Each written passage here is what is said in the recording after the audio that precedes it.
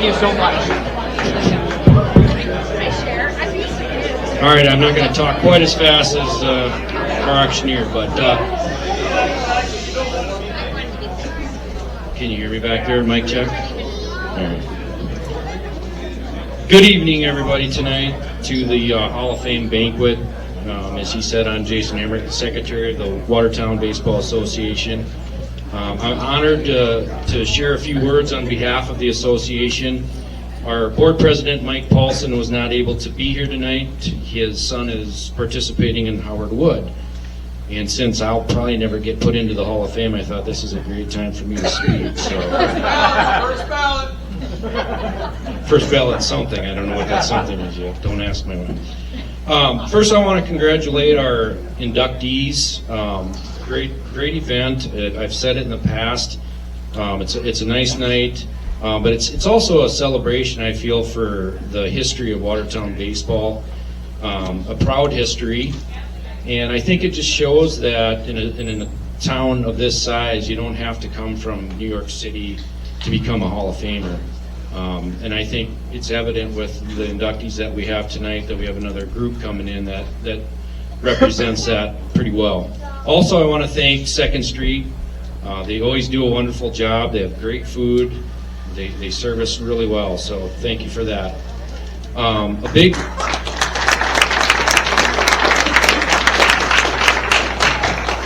A big shout out to our businesses. I can tell you that, you know, I haven't lived a lot of places, but Watertown I think is pretty amazing. You know, I work in a business in town here, and the number of people that will come in and ask for donations and things, more often than not walk out with something, and I know that a lot of businesses do that. So I think it's very remarkable that our businesses do that, and that's why I'll say it, you know, shop local. You hear the commercials, but I'm here to advocate for that too. I also want to recognize United Way. United Way is, you know, a great supporter of a lot of organizations in town. And Watertown Baseball is one of them that benefits from that. They give us, you know, whatever they can, and it allows us to get jerseys for Little League. It allows us to hand out scholarships to kids that maybe just can't afford to play. So it's a nice way to keep kids involved. Which some of our numbers, we have over 210 kids right now this year that are participating in baseball. That's from Little League all the way up to our high schoolers. And you know, I'm a big, you know, believer in extracurricular activities, and there's a lot of research. I used to be a teacher, so yeah, I'm into research. But there's a lot of research out there that talks about the success that kids have by participating. I mean, they learn to develop work ethic. They learn to be coached, which I think is important because they have to learn how to deal with constructive criticism, which some people don't always like to have, but I think it's a good skill for them. They learn to celebrate. They learn failure. And I think that a sport like baseball, where getting three hits out of 10 at-bats is successful, but a math teacher will tell you that ain't successful, right? 7 out of 10, that's usually failure, but in baseball, 3 out of 10, that's pretty good. Just a real quick shout out to our current board members. Like I said, Mike Paulson, our president, not here, but we have Andy Turback, I know he's here, vice president. We have Eric Danforth, that is the financial operations manager of something. I don't remember what he said. He handles our money. No, he does a great job. We've got Cody Traum, we've got Blake Turback, Matt Schell, and Nate Van Laken, and then myself. I also want to thank you.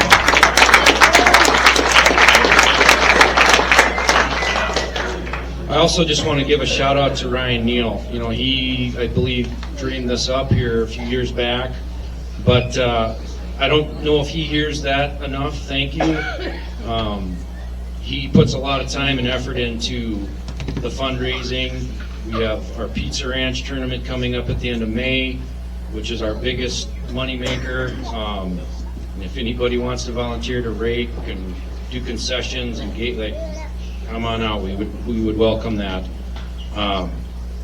But we also have a couple other tournaments this summer that we're doing. And in particular, we are hosting the 9U and 11U. Is it Third and fifth grade? Third and fifth grade, okay. State tournament. So that's just a nice little asterisk, I think, for our association. We also did a fundraiser this year, Chase the Ace. Many of you may know about it. It was held at Cloud 9. It took us a year. We were lucky enough to get down to the final 2 cards. There were times when Ryan and I were sitting at Cloud 9. Basically, it was him, me, and Jerry Privenow. And that was it. That was all that was out there. But, you know, at the end, it finally started to grow, and it got hopping out there. It was a lot of fun, and it helped us. And the reason I bring that up is those funds get used. For example, we needed a new side-by-side. It helps to keep our registration fees down. Watertown's among the lowest in the state for AA size schools, and that's the goal. Is we want kids to be able to participate, but not break the bank. And I mean, you got to pay for things. You know, like right now, gas is not cheap, as you all know. We are looking at potentially maybe getting another 14-passenger van so that we can continue to provide transportation to our teams as they travel. So that's kind of what we've been doing as an association. And I just want to say again, thank you so much for coming out, for supporting baseball. Again, this is a remarkable community, and congratulations again to our inductees. Have a safe night.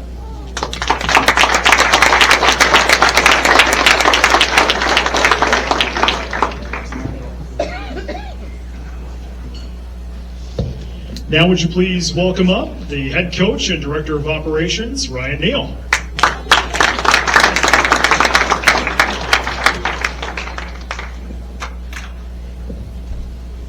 Thanks, Brent. And yes, I always bring my Diet Coke up with me because I don't know how long I'll be up here. And tonight you guys get the luxury of listening to 3 Neale boys talk. And for everybody, I'm obviously the short-winded version because I'm sure Corey and Tanner will talk a lot at length here in a little bit. So first off, I got some thank yous that I want to do. I'll just give one big round of applause here at the end, and we'll thank everybody for that.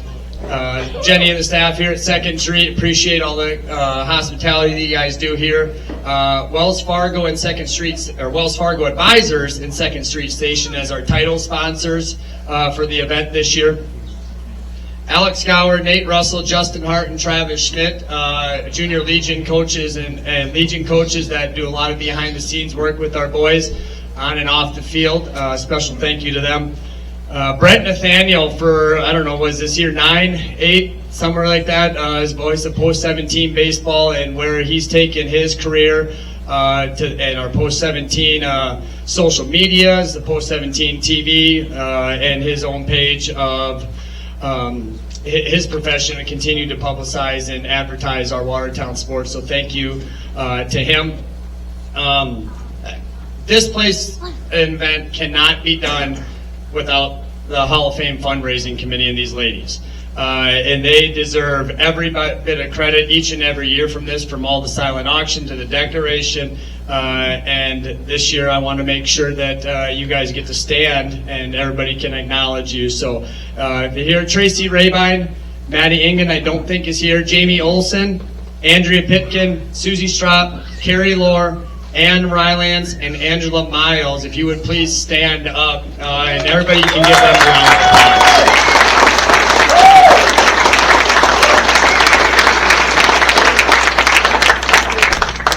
Also to all of our sponsors, I know Jason, everybody, all the businesses out there, all of our table sponsors, thank you for your support of our program. We ask a lot, and it means a lot to us as an association for the support that you give us. I want to thank the Watertown Baseball Association Board for allowing me to do a lot of the flexibility and have make best decisions as possible at times, with or without permission. But I appreciate the trust that they allow me to have to do this.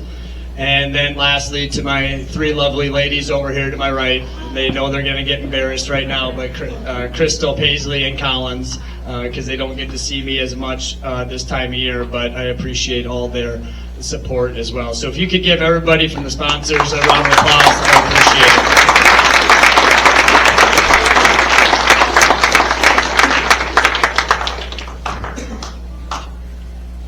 And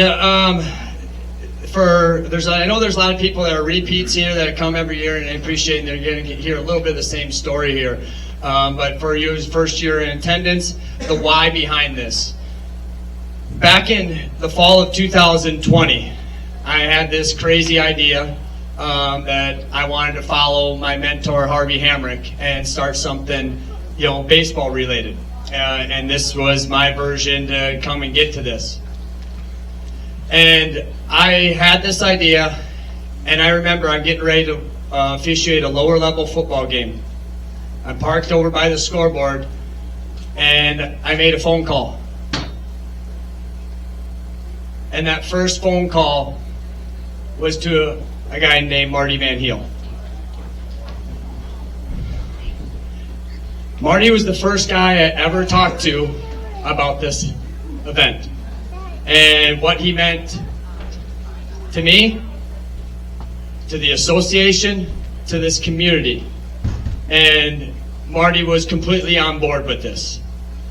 I don't advertise who the selection committee is because I don't think that's necessary, but Marty was on that. He was an awesome guy, an awesome supporter of baseball, and he was the reason he was inducted into this event in the inaugural class back in 2021. So, on behalf of Marty Van Heel, I would like you asked to please take a moment of silence in remembering the late Marty Van Heel.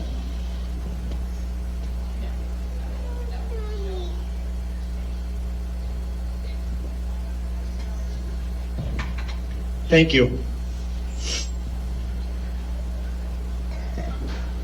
Boy, that's going to be tough seeing Jeremy tomorrow at home plate. Me and him go way back. But another thing, I wanted to start a new tradition last year. And announcing and recognizing the Hall of Famers that are in attendance. Because I asked you to try to get everybody to come back and make this a special event and continue to promote it and raise funds for the community, for the program, but also just to continue to recognize the past. Tell us, we're telling our story. Those boys back there wearing the purple jersey, be honest with you, Grant, they probably didn't know who the hell you were. Right? But now they know, right? But now they're learning, like, hey, this guy is actually really, really good. And they're learning about it. And each of these guys continue to want to get their name in the rafters or at the stadium and find out more about the history and what it takes to be a post-17 baseball player. So I believe in attendance, if you would please stand up. Blake Turbach, Gene Bierscheid, Mitch Johnson, Rich Remmers, Roger Merriam, Rusty Remmers, Eric Danforth, and then members not in as members, Chad Struckman and Chris Geringer as members of the 97-98 teams last year. Please give this group a round of applause.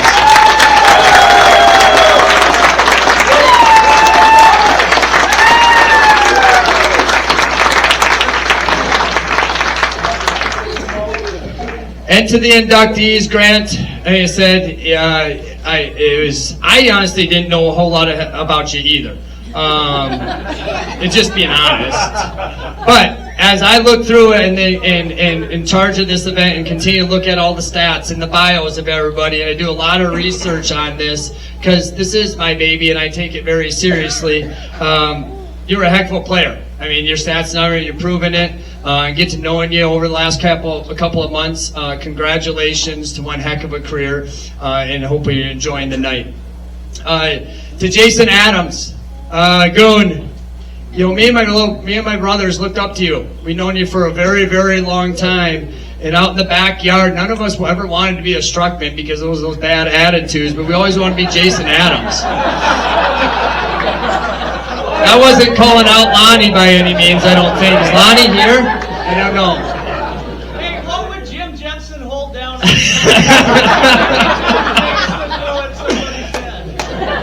I know the Neale boys looked up to Jason and on the basketball court, my mom's office, and I know you waited a very long time for this moment.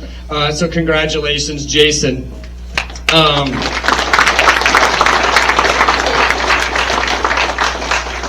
And lastly, to my little brother Tanner, who's not able to be here tonight because of one of the reasons why he is being inducted. He's up. I think he's still beating the Jackrabbits tonight. You got a score update? 4-1. Yep. Okay, so him and his coaching career. But Tanner, I'm wearing this pink shirt for you. Whoa, that was a bad word. I got the pink shirt on for you because I know you would approve of it. And you're always embarrassed about some of my clothes. But to my little bat boy, being able to coach you for 4 years, follow you around at SMSU and NDSU, and to the T-Bones, everything that you've taught me as well. And I know you picked your more talkative brother to introduce you, so I'll let him tell you the rest of the story. But congratulations, Tanner. I love you, and go Bison. Watertown Stadium. Well, let's begin tonight, and please welcome up our first introducer. That is Lonnie Struckman. He will be introducing Jason Adams.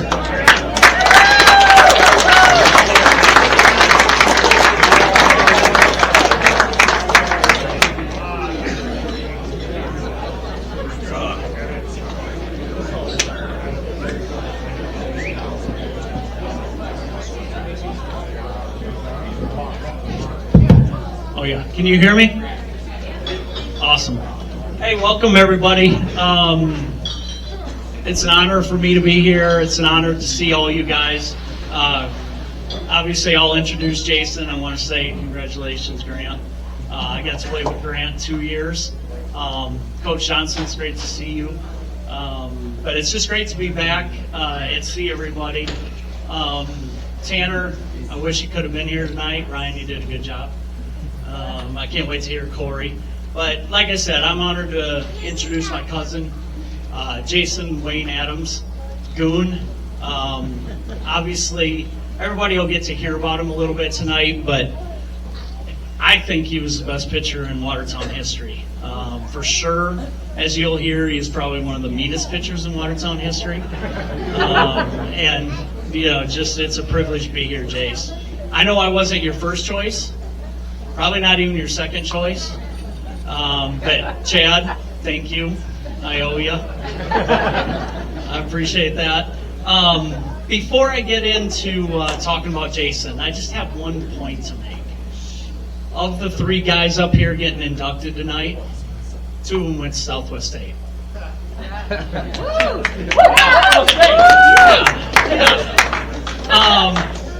We have a Hall of Famer who's not here that followed me to Southwest State, Spencer White. Got a couple of players, Ryan Ingalls, and Corey, Tanner's brothers, Corey and Ryan, Neale. I just got to ask. I was the first to go there, and you have all these kids following me. How the hell am I not in the Hall of Fame? I mean, serious.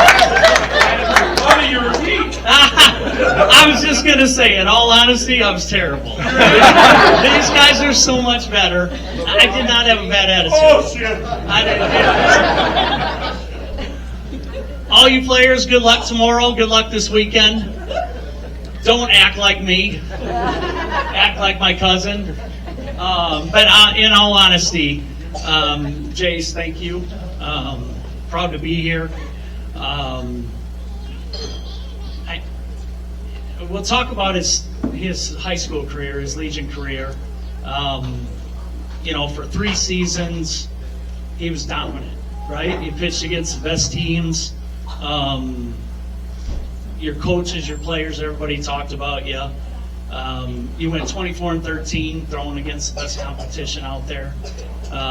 He had over 264 strikeouts, which is, Ryan, 3rd, 4th?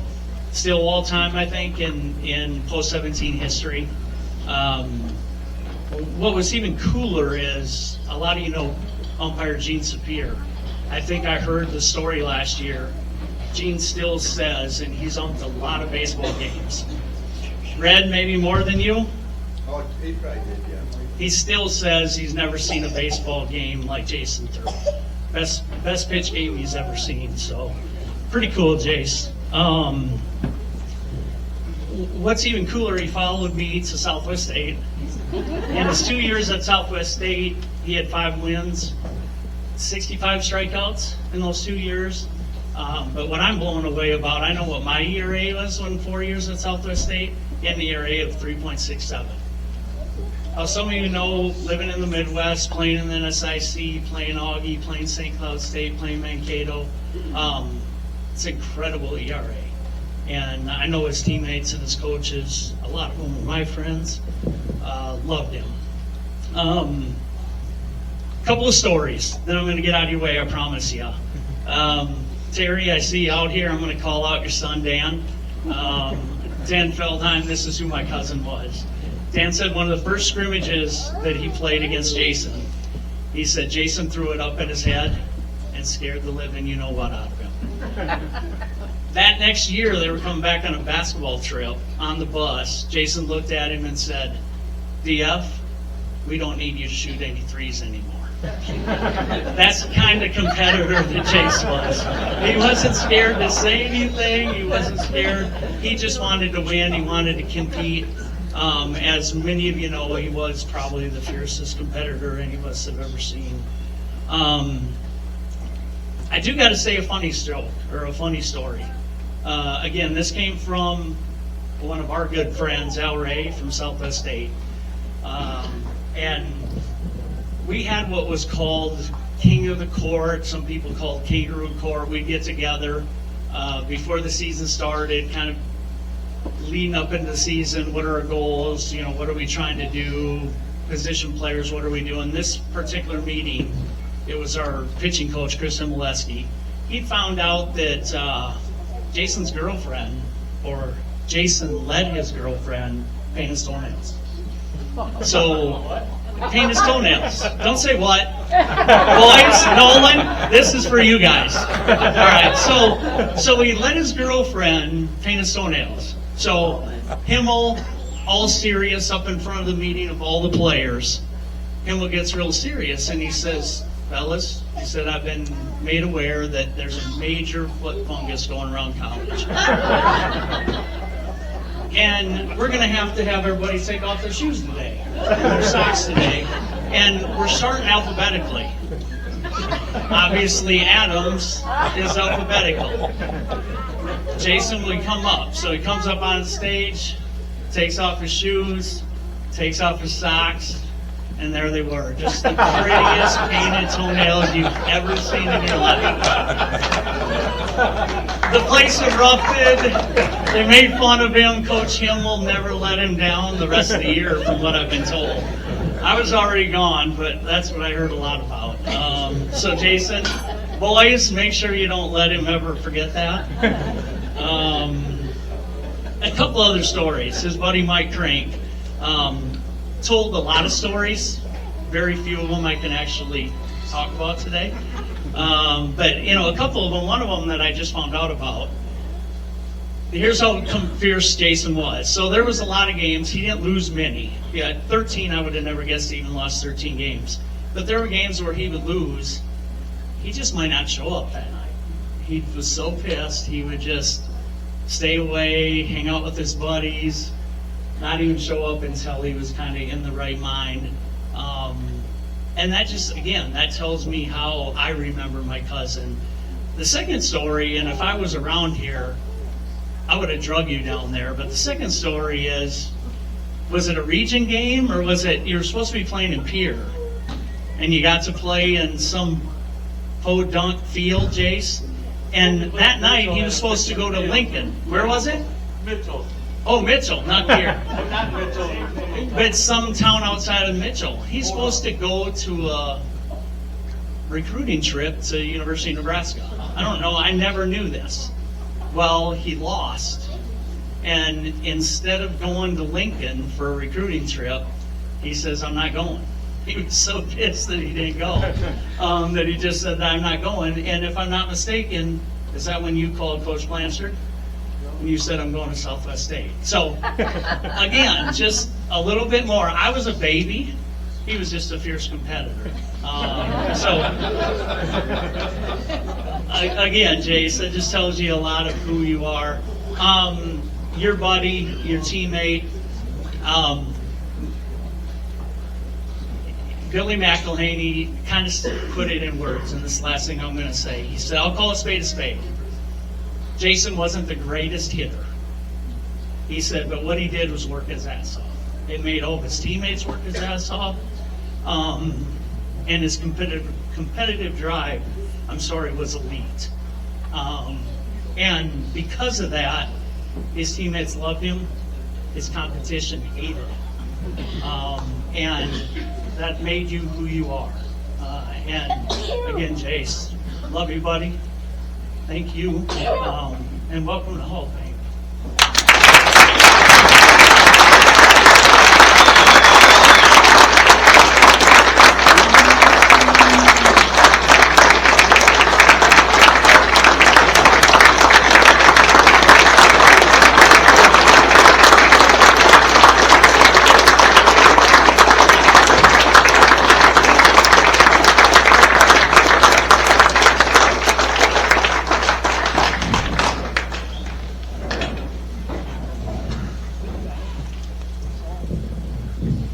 Thank you, Lonnie. Privileged to be part of the Hall of Fame. I don't have a big speech or anything.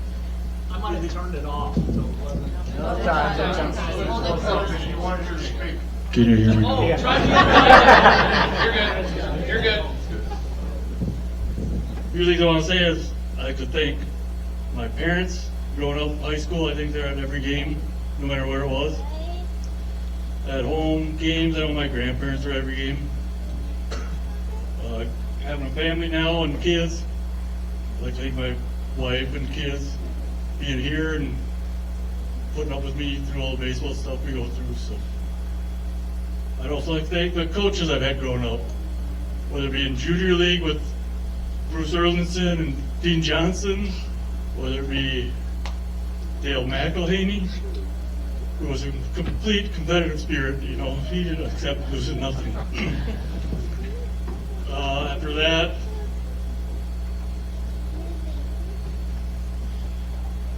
well, then at Junior Legion, my first coach in Junior Legion was one of the Remmers that is not here.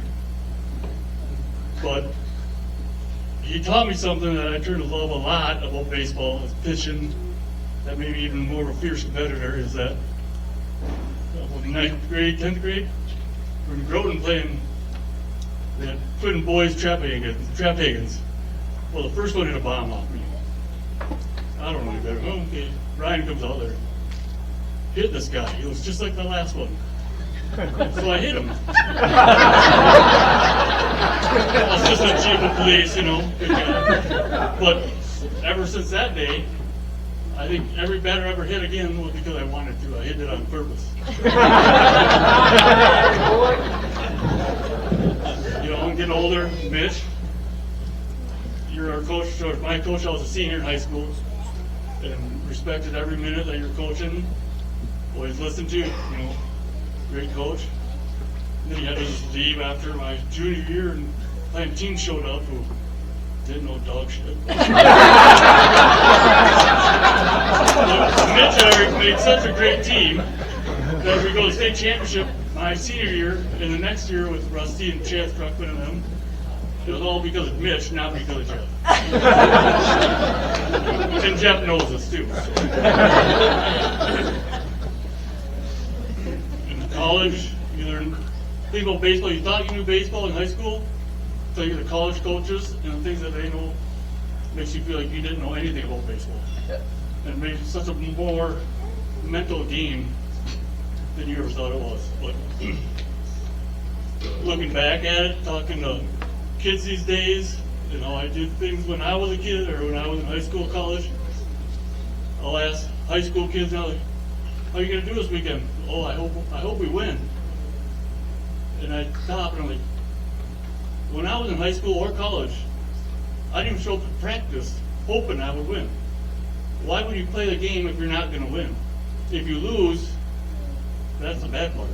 So you do whatever you can not to, and that's why you are a fierce competitor. You know, accept losing, you make your whole teammates better, fighting more to win. So, and baseball is just even today when I get home from work, I'm always watching college baseball. You know, I just love the game. I love when you can pitch in college, and you know you can watch the high school, other college kids pitch. You know what they're going to throw next. You know, people are like, what do you mean? Like, yeah, he's going to do this. Or in high school, college, you know, I'm going to throw the next 2 pitches this way because my third pitch is going to get him out. I'm going to lead him up to that. So that's part of the mental game. Where if you don't have the mental ability as a pitcher, you're not going to do very well. Well, that's all I have to say for the young kids. Don't ever show up to the ballpark not thinking and not knowing that you're going to win. I mean, what's the point of spending all the time doing practice, doing all the games everyone's going to watch? If maybe you might win, I mean, that's not the reason you play, right? You play to win. So. That's all I got. Thank you.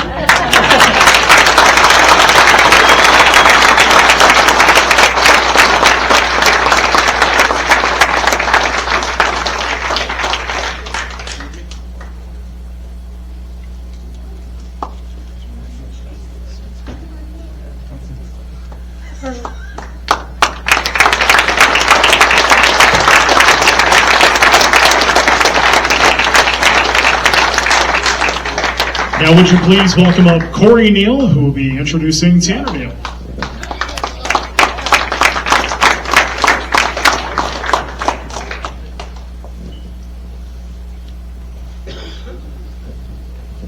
All right, thank you guys. Ryan would introduce me here quick, but I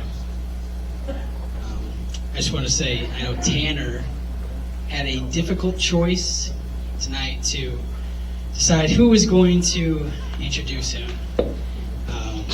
I don't know why he came to the decision for me, but I do have my own theory. Tanner knows that I am not much of a talker.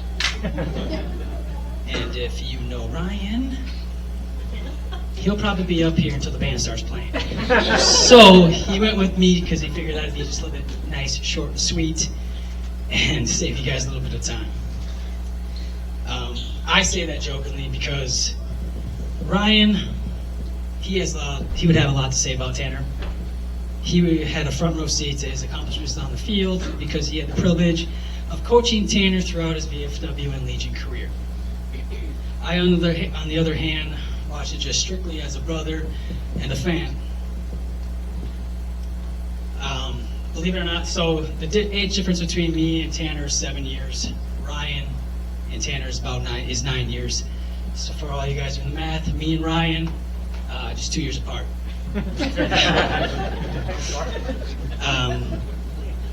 So believe it or not, being the youngest of 3 boys growing up, it wasn't all sunshine and rainbows for Tanner, especially with that age difference.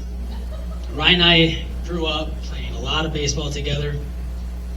We got to play a lot at Holy Name Church, the same friends at the same time, every day. Tanner, he's about 3 or 4 years old. He always wanted to tag along with us. Whenever we left the house, no matter where we went, he always wanted to come. So being the loving brothers that Ryan and I were, we would sneak out of the house to avoid taking him. We would tell him to go grab something in the other room, and once he left, he turned that corner, boom, we were gone out the door and up the street. But he would eventually figure it out, and he would chase us up the road because he knew we'd end up at the Hearst house, right across from Holy Name Church. And one time, Tanner snuck out of the house, ran up the street and just pulled up, and ding dong on the door. And little they know, there was Tanner just in that pull up staring and asking if Ryan and Corey are there. And what we did was we made them lie and say, no, he was not. They were not. And all we could hear from that little voice was, where are those assholes? And that's a true story.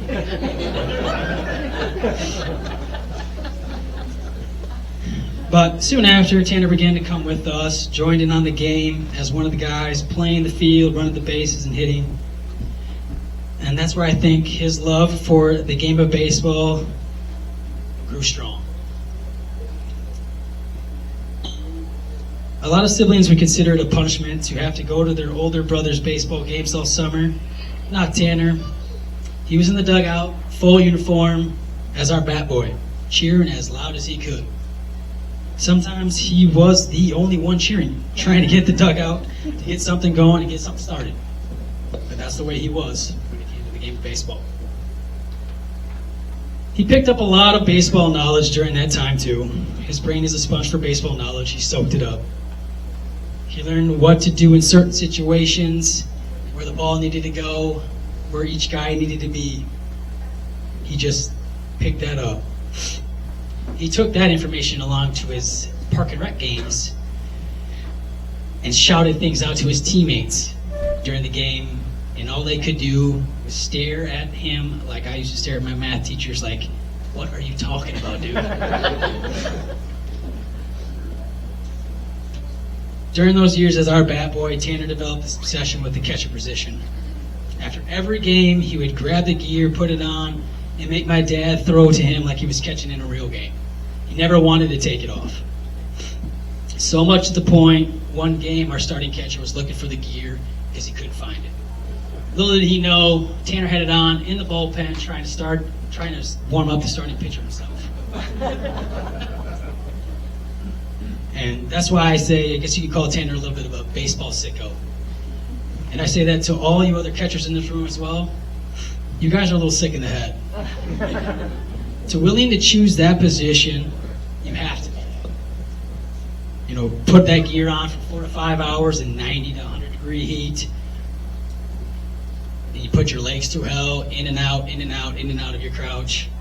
You know, going home with seams on your forearms, thighs, collarbone, hell, who knows where else. Taking foul tips straight to the face mask and the occasional barrel to the dome on a follow through from a hitter's swing. But that's what Tanner loved about the game. It's the toughest position in the game, but that's why Tanner chose the catcher position, because he loved that position and everything that came with it. He wanted that responsibility of being the leader on the field, to be involved with every pitch. Tanner took pride in his defense. He wanted to make sure that if there was a guy on base, he wasn't advancing unless there was a ball hitting the gap somewhere. He constantly put work in to improve his defense, and he was never satisfied. Every ball in the dirt needed to be blocked. And as a former pitcher, I think I can speak for all the rest of us former pitchers in the room. That's the type of guy you want behind the plate. The confidence you have on the mound, knowing you can bury that 0-2 curveball in the dirt, or be a little loose with that fastball high in the zone because you know your catcher had your back. And that was Tanner. If a ball somehow got past him, he beat himself up for it, because in his mind he let his pitcher down, and you respect that, and his teammates did as well. Tanner played a game with a lot of energy and a lot of passion, the same type he had when he was our bat boy 25 years or so ago. A couple of his favorite memories of playing baseball in Watertown were the 2009 state championship with his Red Sox team, and walking off Aberdeen in the region championship at the stadium to send his team to state his junior year. Tanner finished his post-17 career with a .978 fielding percentage while throwing out 43% of his opposing base runners. He won 3 Gold Glove awards in the post-17 award as a senior. Tanner continued his baseball career as Southwest State Minnesota University, where he made his mark on the Mustang program as well. He was a 4-year letter winner, playing in 132 games with 99 starts. He was voted Best Defensive Player in 2013, 2014, and 2015. He received the Mustang Award in 2014 and 2015, and was honored with the Derek Kelly Award, which is awarded to the Mustang team member with who best demonstrates the quality of courage, determination, and perseverance in 2015 as a senior. Tanner ranks in the top 10 twice for single season fielded percentage at SMSU, He finished the 2015 season with a 996 fielding percentage, which ranks 9th all time, and in 2014 with a 1,000 percentage, which is tied for best in program history. Tanner left SMSU committing only 2 errors in his 4-year career with a 997 fielding percentage, which still ranks first all time in program history.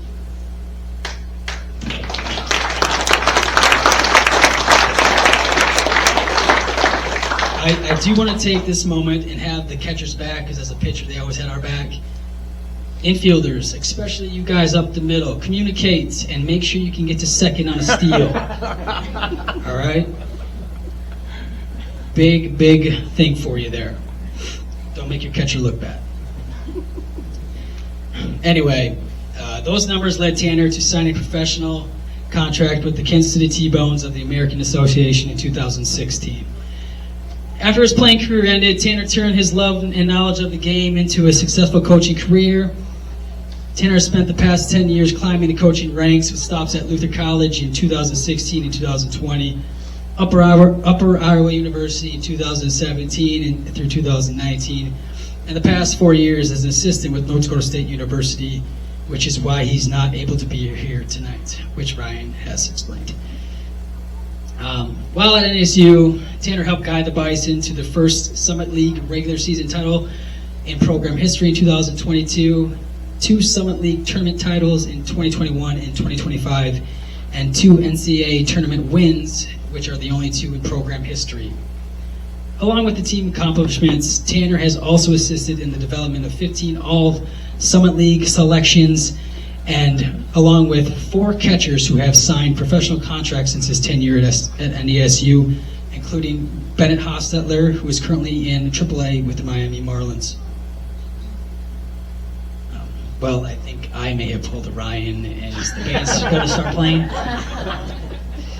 Anyways, to finish up here, when Ryan and I were younger, whenever my dad would be talking to anyone about Ryan and I playing baseball, during that conversation, he would always point towards the little guy and say, he's going to be the best of the 3. And, well, Dad was right. It is with great honor and pleasure to introduce my brother, Tanner, to the Watertown Baseball Hall of Fame. Congrats, Tanner. Hello, everyone. I guess if we're watching this video, it means that Mother Nature finally cooperated up here in Fargo, and I'm currently coaching a baseball game instead of being there to celebrate with you all, with friends, family, former teammates, and just great supporters of Watertown baseball. So it's unfortunate, but I know the event will go on, and I know a lot goes into it for a great evening of supporting Watertown baseball. So figured I'd send this video in as my attendance for the event. But first and foremost, I wanted to thank the Hall of Fame committee, everyone that had a hand in selecting me into the Hall of Fame. This is an honor that I don't take lightly, and I'm very appreciative of. So thank you first and foremost to all those people. I also wanted to congratulate Grant and Jason on your inductions tonight.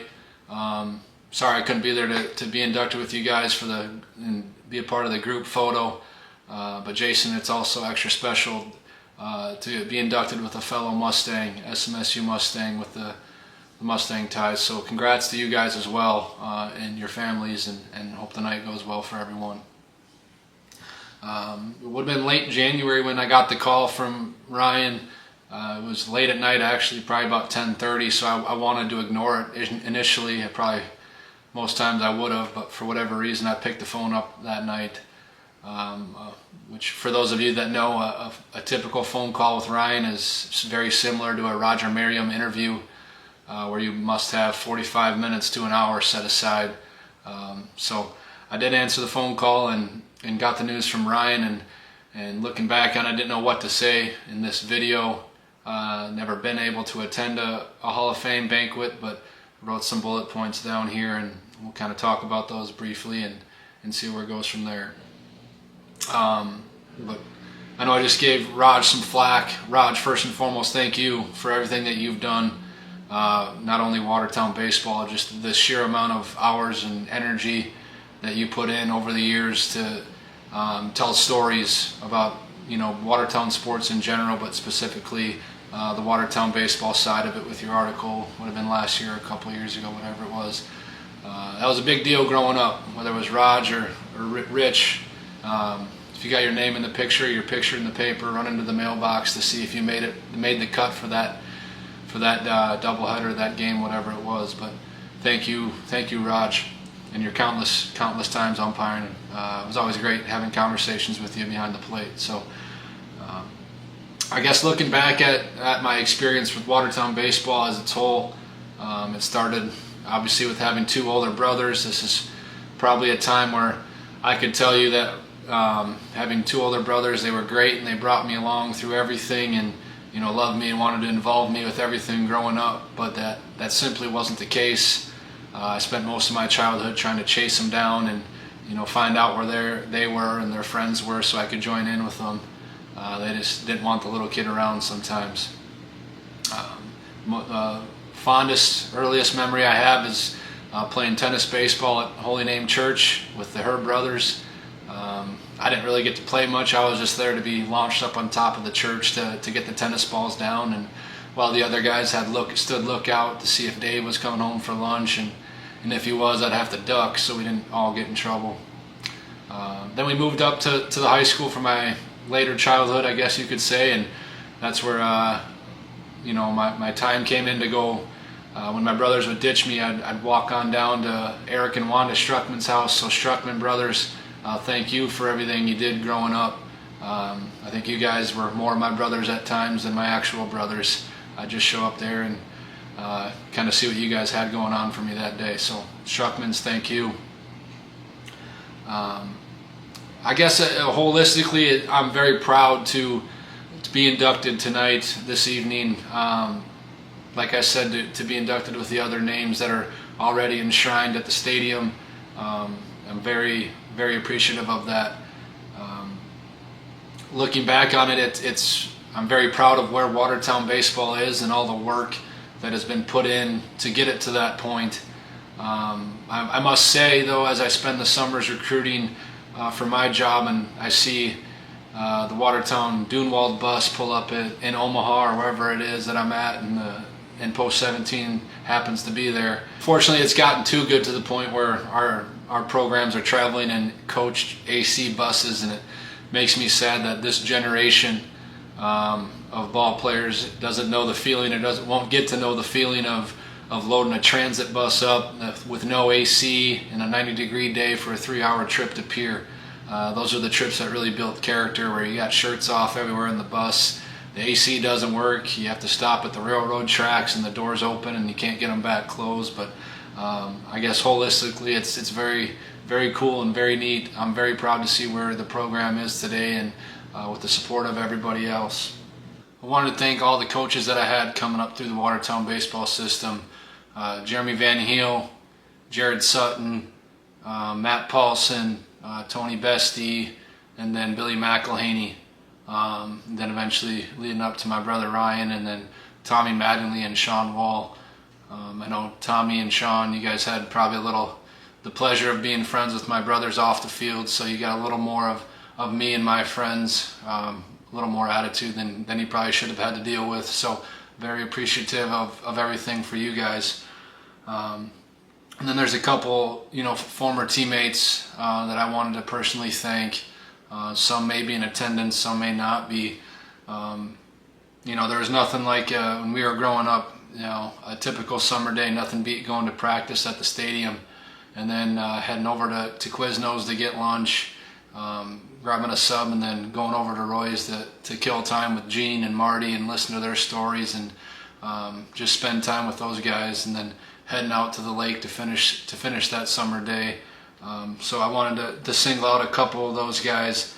Patrick Schuster, obviously our earliest days of going to Omaha and with the College World Series, and obviously spending quality time together, and looking forward to your wedding this summer. Eric Danforth, just our passion of playing baseball together. We both knew we were playing at the next level, so our shared passion, I think, definitely drove us to bring out the best version of ourselves from an individual standpoint, but then also a desire to win as a team. So Eric, very appreciative of you.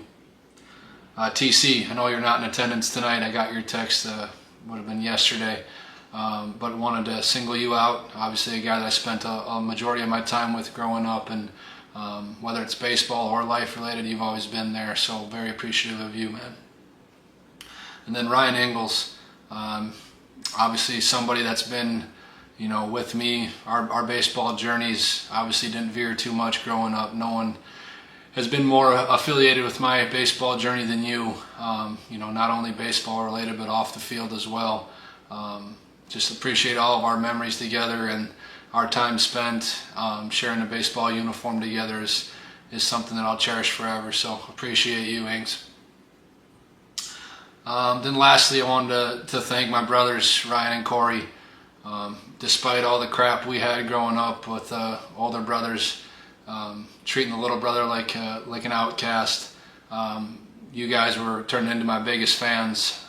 You know, not only in high school, but in my college days and beyond. And I think to this day, you guys feel every win or loss that I have right alongside with me, even though we're from afar.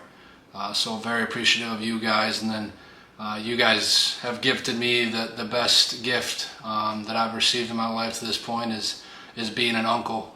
So thank you to you two with blessing me with Paisley, Collins, Presley, River, and Rory. I know you guys are in attendance tonight, probably running around with cell phones and being nice and behaved. So brothers, I can't thank you enough for being my biggest fan. And then lastly, Mom and Dad. Oh boy. You guys obviously have been there through everything, baseball and life. So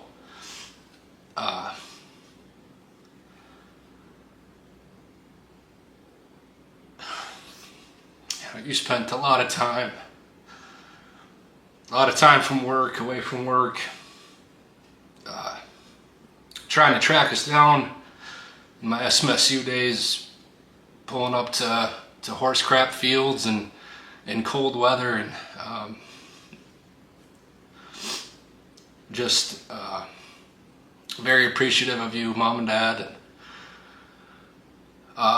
The best part about my job now is I get to coach in, it's got to be 6 or 7 SEC stadiums, the cream of the crop in college baseball, and it's still one of the best feelings is looking up in the stands and seeing you guys there.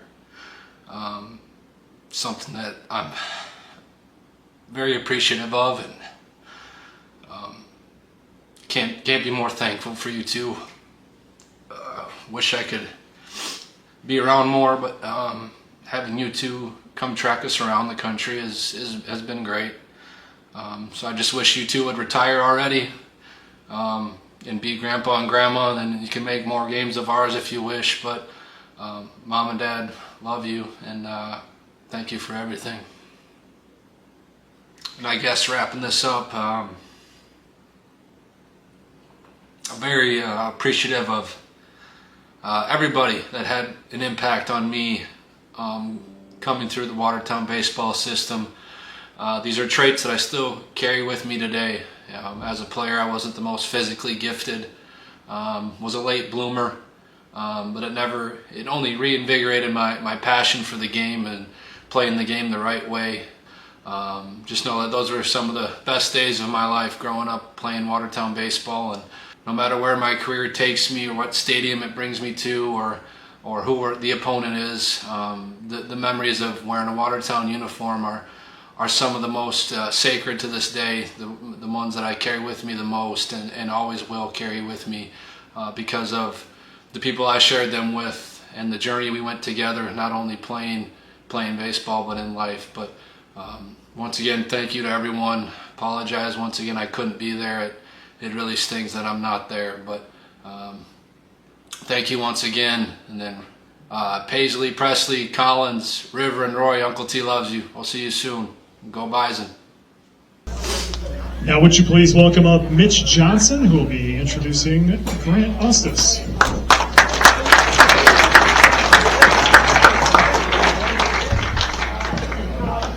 Well, these are some tough acts to follow, I guess, but I'll do the best I can.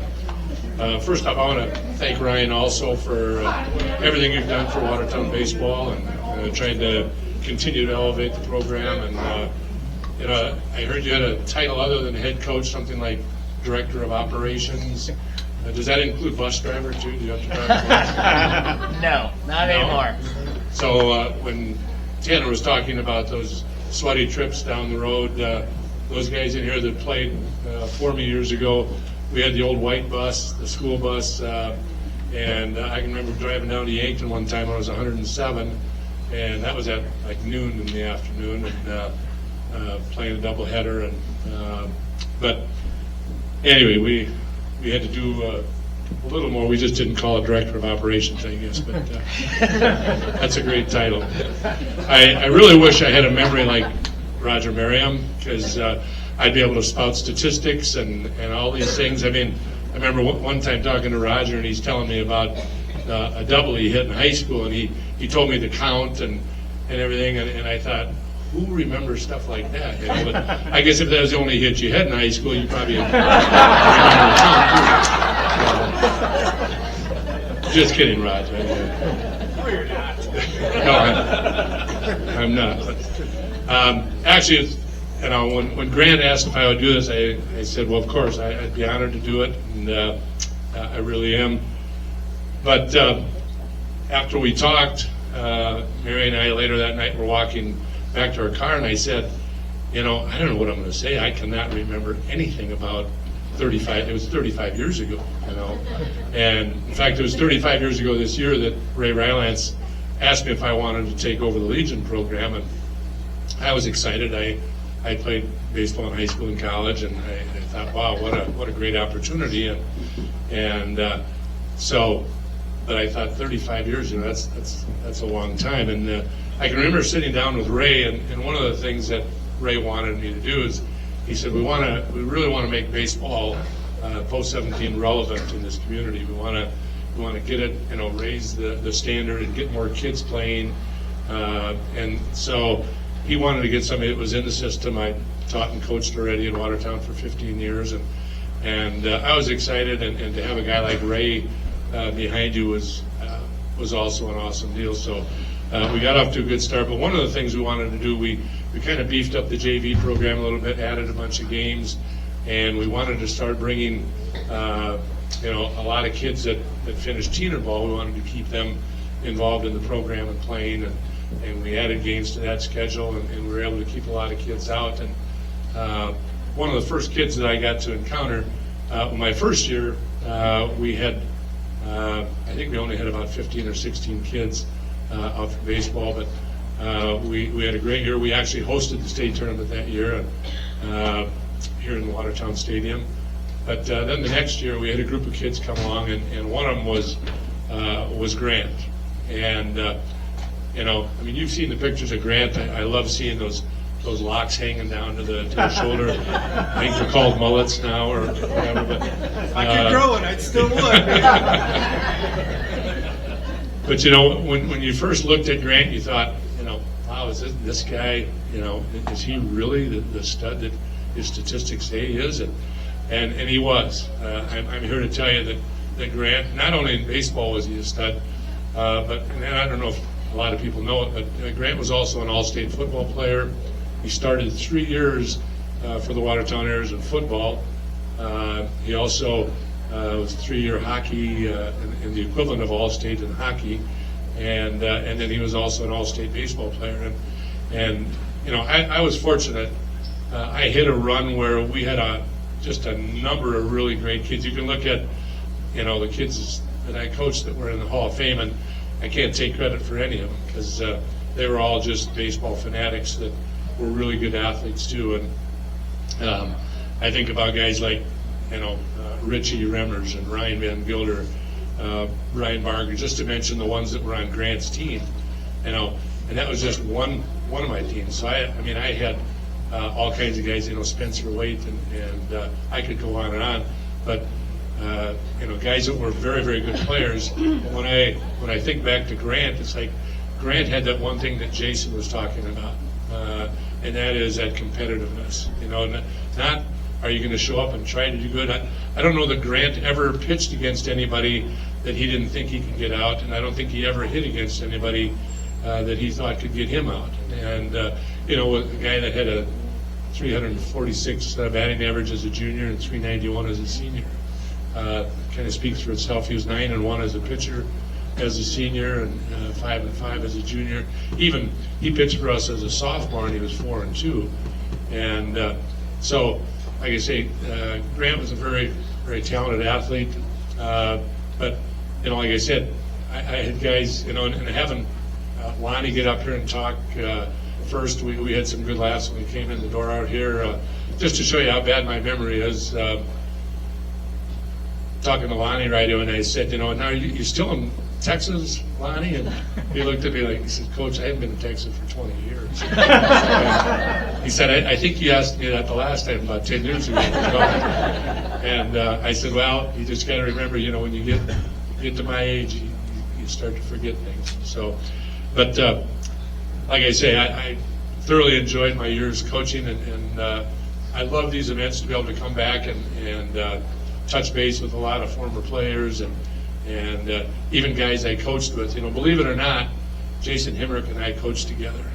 As young as he is, he's probably 25, 30 years old, 23. But we actually coached together many years ago. So I just kind of thought I'd throw that in just so you'd maybe think I was a little younger. But anyway, it gives me great pleasure to introduce the next inductee to the Watertown Hall of Fame, Grant Osthus.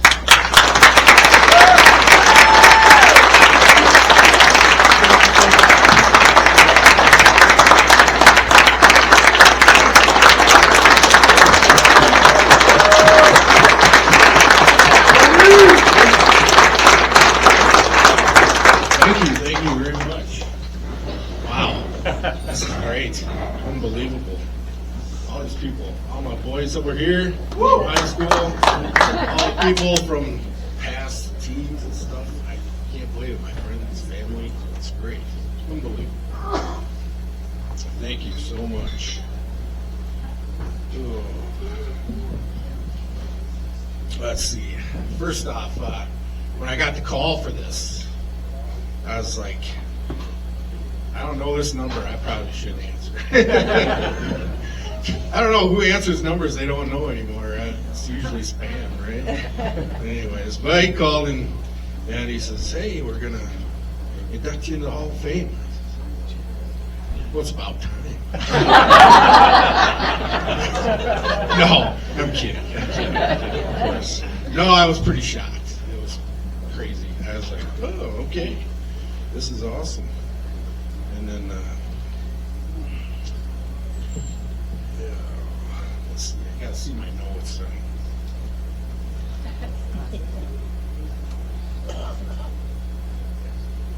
Yeah. Anyways, second thing I thought of, that I have to stand up here and talk, and that sucks. Don't want to do that. But, oh well, we're here. We're going to do it. It's all right. And then, see, I did want to do a shout out to Red and JT5 for all the articles you've written over the years, man. My mom saved them all. Every single one of them. But, of course, when I wanted them, can't find them. They're gone. Right. Yeah. Anyway. Oh, let's see here. Well, let's see. Start off at the beginning, I guess. T-ball. Used to go down to the park, hit balls into the fence. Dad always, tried to encourage anything I wanted to do.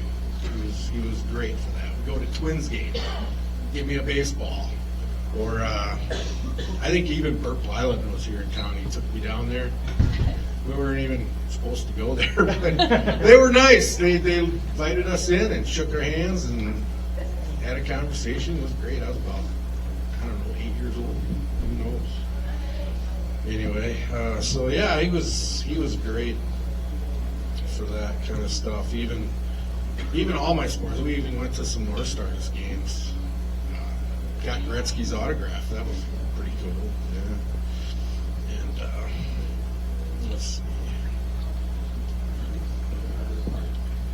Well, yeah. The thing about my dad is he always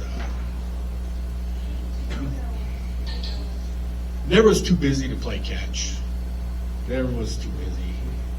He showed up at every game. Always, even when I didn't want him to. They showed up even when we didn't have a game. All the way to Pier, right? Yeah. It has rained out. And what was I doing? Trying to figure out where the next friends are going to be, where the girls were. Yeah. And sure enough, they went to Pier. We didn't play. They said it was the longest dinner they ever went to. Longest drive for dinner. I felt bad. Now we can laugh about it now, right? No. Let's see. But yeah, that was great. And some of my boys there, always went to Diamond Ball Park to play home run derby. Played a lot of older kids too. They didn't take it easy on us at all. They killed the carrier, home run derby, all sorts of stuff. Yeah. We spent a lot of time down at the park for sure. Even Kemper, how your nuts feeling?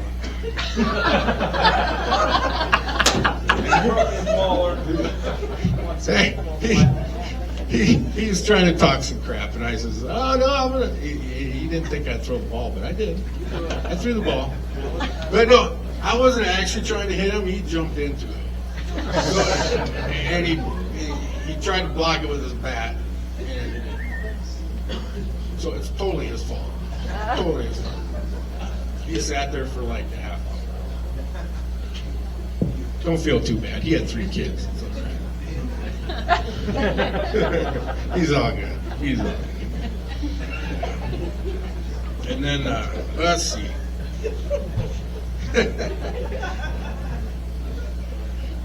Moving on to the next. Yeah, we got Teener Ball. Yeah, some of the coaches that were kind of influential. Gary Young would be one. A lot of people probably know Gary Young around here. Big into baseball, softball, all sorts of stuff. And kind of taught me how to pitch, and I like to. The way I remember it is I threw a perfect game.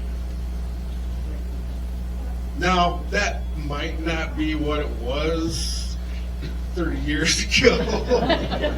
I don't know, probably 40 years ago. I was probably 10 years old back then. I don't know. But,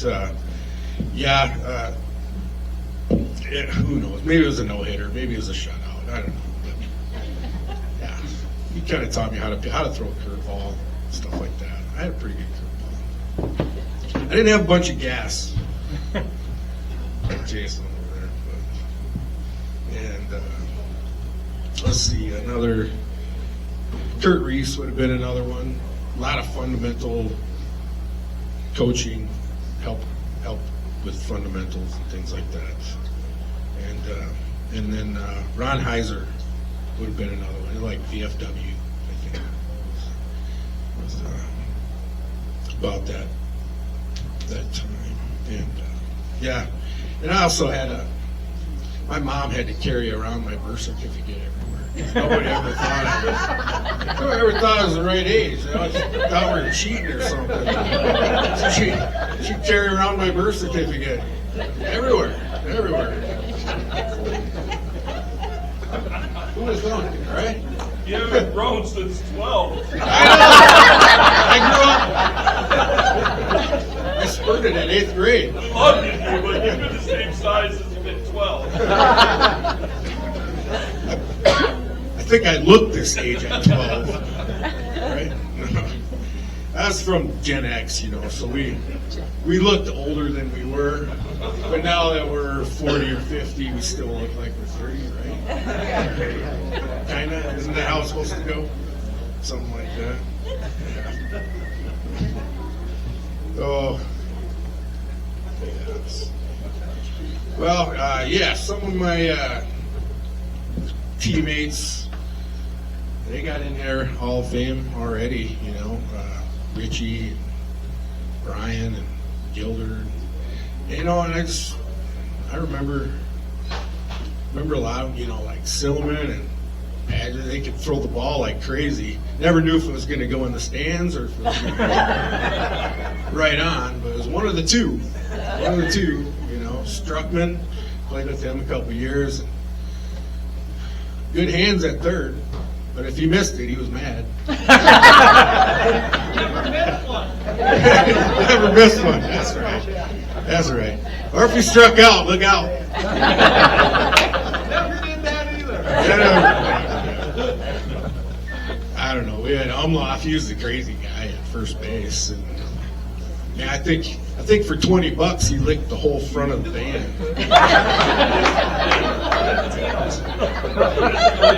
Valentino's, that's right. Yeah, $20 and he licked the whole front of the band. I don't know why I remember that, but I remember. How could you forget that, right? How could you forget that? You know, man, yeah, he just reminded me of Wilkening, and I was like, that guy, fly ball, parked underneath, right off his head. Unbelievable. That ball that bounced so high, I could not believe it. Could not believe it. Yeah.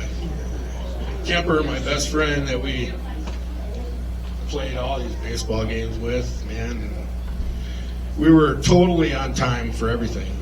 Remember? Yeah, right. You guys never had to come pick us up at his house to go to a game, ever. No. Yeah, they just started showing up at his house just to pick us up to go because we never got there at the time. Yeah, right. Yeah. Oh, I'm sure I'm forgetting people, but yeah, it was so much fun. What a great time in life, you know, getting to play and all the relationships you get with all the people, even parents and all that. Everybody's just a big community. It's kind of family, you know. And it's pretty incredible,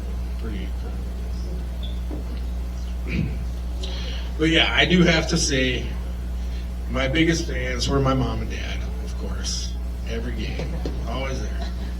Yes, even when I didn't want you to sometimes. But you were there, and I'm so glad you were. It was amazing. Lost my dad 5 years ago. That was a tough one. But what a good man. What a good man. Man, anyways, I'm going to just kind of close this out here. Everybody's probably tired. Anyway, in baseball, you know, I couldn't remember. We were sitting there going, I can't remember what, 30, 35 years ago. Man, getting old. Yeah. Also, there's no way I could have called you guys on your trip to dinner at Pier because we didn't have cell phones back then. So it's not totally my fault. Hey, but yeah, it's not always about the winning and losing and stuff like that. It's always fun to win, you know, competitiveness and stuff like that. But it's about the people you're with and the relationships you get, and even the other teams. You know, I mean, we had at those tournaments and stuff, and you run around with the other teams. And yes, looking for girls again. But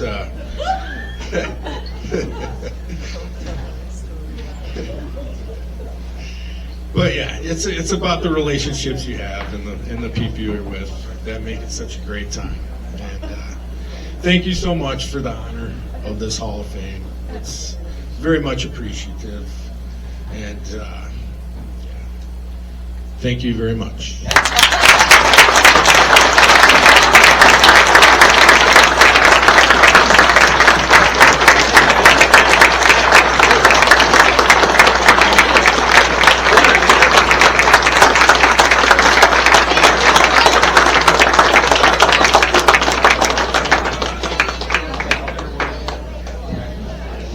If I could get the inductees to come back up, we're going to take a photo for our media and for social media.